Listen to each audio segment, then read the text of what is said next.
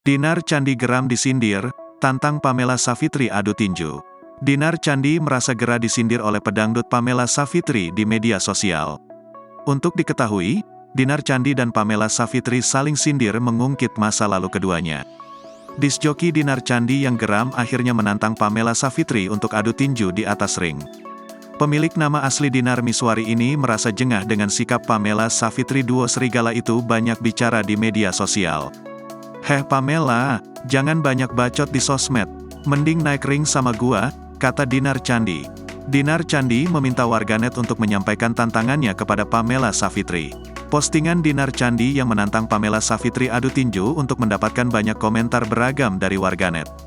Sebagian warganet menduga jika perselisihan keduanya hanya sebagai strategi marketing.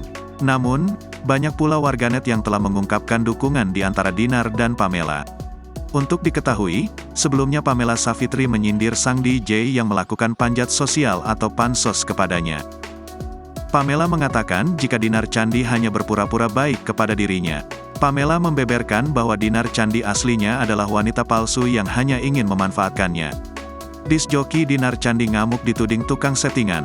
Kini ungkap kelakuan mantan kekasihnya, Ridho Ilahi selama berpacaran. Dalam penuturannya itu, dia juga menyinggung rasa sakit hatinya pada sang mantan pacar hingga mengungkap fakta sebenarnya soal kado berlian pemberian Ridho Ilahi.